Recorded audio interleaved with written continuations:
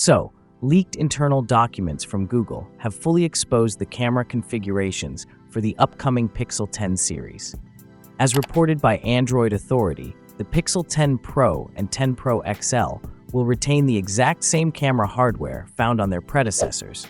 However, the base Pixel 10 is undergoing a complete camera overhaul, while the Pixel 10 Pro Fold receives only a minor update. Let's begin with the most notable change, the standard Pixel 10. There's a mix of promising and disappointing news. On the bright side, Google is equipping the base model with a dedicated telephoto lens for the first time. Unfortunately, specific details like its focal length remain unknown. What is confirmed is that it uses an 11-megapixel Samsung JJ1 sensor, which is notably smaller than the 1x2.55-inch telephoto sensor used in the Pro models. But here's the catch. This telephoto edition appears to come at a cost. To keep production expenses in check, Google is reportedly downgrading the main and ultra-wide cameras.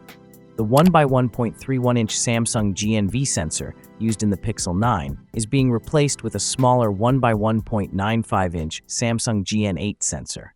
Similarly, the current 48-megapixel Sony IMX858 ultra-wide camera will be swapped out for a 13-megapixel Sony IMX712 sensor. In essence, it feels like Google may be trying to boost appeal through marketing numbers rather than true photographic improvements. Adding a tiny telephoto lens might look good on paper, but it's unlikely to outperform digital cropping from a higher quality main sensor, especially in low-light conditions.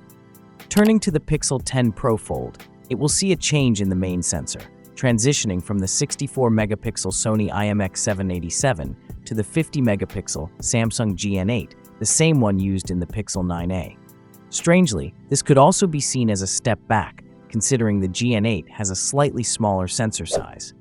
Of course, it's still early, and Google may rely on enhancements from the upcoming Tensor G4 chip and its upgraded image signal processor. Advanced AI-powered image processing could potentially offset the hardware compromises. So I'm curious to hear your take on the upcoming Pixel 10 lineup. Drop your thoughts in the comments below. And as always, thanks for watching, and I'll catch you in the next video.